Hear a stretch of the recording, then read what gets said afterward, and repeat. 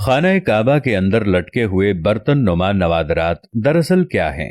ہم میں سے اکثر لوگ جب خانہ کعبہ کے اندرونی مناظر دیکھتے ہیں تو جو چیز ہمیں سب سے زیادہ عجیب لگتی ہے وہ پرانے برتن نما نوادرات ہیں۔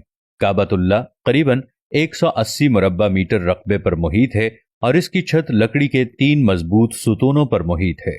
ستونوں کی لکڑی دنیا کی مضبوط ترین لکڑیوں میں سے ایک ہے اور صحابی رسول حضرت عبداللہ بن زبیر رضی اللہ تعالی عنہ نے لکڑی کے یہ تینوں ستون بنوائے تھے۔ گویا اس وقت تک ان کو تقریباً 1350 سال گزر چکے ہیں۔ ان کی رنگت گہری بھوری ہے۔ لکڑی کے ہر عمودی ستون کا محیط تقریباً 150 سینٹی میٹر اور قطر یعنی چوڑائی 44 سینٹی میٹر ہے۔ ان تینوں ستونوں کے درمیان میں سے پتلی شہتیر نما لٹھ آویزاں ہے اور یہ تینوں کے بیچوں بیچ سے گزرتی ہے۔ اس پر کعبۃ اللہ کے تحائف اور نوادرات لٹکے ہیں۔ یہ برتن نما نوادرات اسلامی ادوار کے دوران مسلم ممالک کے سربراہان کی طرف سے کعبہ شریف میں پیش کیے جانے والے نوادرات ہیں۔ ہو سکتا ہے کہ ان میں سے کچھ نوادرات دور نبوی اور خلفائے راشدین کے ادوار سے بھی تعلق رکھتے ہوں۔ اس کے علاوہ خلافت عثمانیہ کے دور میں پیش کیے جانے والے نوادرات بھی موجود ہیں۔ یہ نوادرات دراصل ممکنہ طور پر 3 اقسام کے ہیں۔ نمبر 1، لیمپ اور فانوس۔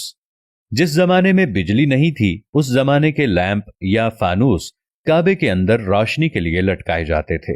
ان میں سونے اور چاندی کے بنے ہوئے قدیم طرز کے فانوس نما لالٹینیں اور لیمپس وغیرہ شامل ہیں۔ نمبر 2، بخور دان۔ ان میں عود، لوبان اور بخورات سلگانے والے برتن یا بخور دان بھی شامل ہیں جن میں یہ خوشبودار بخورات سلگائے جاتے تھے۔ یہ ایک قدیم روایت ہے۔ کعبۃ اللہ کو آج بھی عود و عنبر اور دیگر قیمتی بخورات کی دھونی دی جاتی ہے اور غلاف کعبہ کو عود و عنبر اور دیگر قیمتی عطریات کے آمیزے سے معطر کیا جاتا ہے۔ نمبر 3، ممکنہ طور پر ان میں غسل کعبہ کے دوران ہونے والے عرق گلاب و عطریات کے برتن بھی شامل ہو سکتے ہیں۔ یہ نوادرات کیونکہ دور نبوی اور خلافت راشدہ سے لے کر مختلف سلاطین اور اسلامی حکمرانوں کی طرف سے وقتاً فوقتاً پیش کیے جاتے رہے، اس لیے ان کو بطور احترام یہاں سے ہٹایا نہیں گیا اور ان کو بدستور کعبۃ اللہ کے اندر موجود رہنے دیا گیا ہے۔ خانہ کعبہ کی 2 چھتیں ہیں، ایک اندرونی اور دوسری بیرونی۔ بیرونی اضافی چھت خانہ کعبہ کو مزید مضبوط بنانے کے لیے تعمیر کی گئی تھی۔ دونوں چھتوں کے درمیان 1 میٹر سے زائد کا فاصلہ رکھا گیا ہے۔ کعبہ میں ایک صندوق بھی ہے جس میں مختلف فرمانرواؤں کی طرف سے پیش کیے جانے والے کعبہ کے قدیم ہدایہ محفوظ ہیں۔ الحرمین الشریفین صدارت کے مطابق کعبہ کے دائیں جانب اندرونی حصے میں رکن شامی ہے۔ اس میں ایک سیڑھی ہے جو مستطیل نما کمرے کی جانب جاتی ہے۔ اس کمرے میں کوئی کھڑکی نہیں ہے۔ اس کا ایک دروازہ ہے اور اس کا خصوصی تالا یعنی قفل ہے۔ اس کے دروازے پر خوبصورت ریشم کا پردہ لٹکا ہوا ہے اور اس پر سنہرے اور نقرئی رنگ کی کشیدہ کاری ہوئی ہے۔ صدارت کا یہ بھی کہنا ہے کہ کعبے کا اندرونی فرش سنگ مرمر کا ہے، تاہم سنگ مرمر کے دوسرے رنگوں کے ٹکڑے بھی فرش پر لگے ہوئے ہیں۔ کعبے کا اندرونی حصہ خوبصورت سنگ مرمر کے ٹکڑوں سے مزین ہے اور سرخ رنگ کے ریشم کے پردے سے ڈھانپا ہوا ہے۔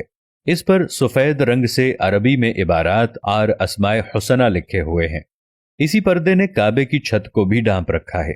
کعبے کے اندر 8 پتھر ہیں، ان پر خط ثلث میں عربی عبارتیں کندہ ہیں۔ ایک پتھر پر خط کوفی میں عربی عبارت لکھی ہوئی ہے۔ یہ خوبصورت لکھائی 6 صدی ہجری کے بعد کے دور سے تعلق رکھتی ہے۔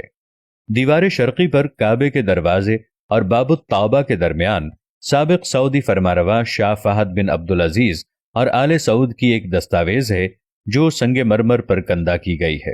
اس میں کعبہ کی تزئین نو کی تاریخ درج ہے۔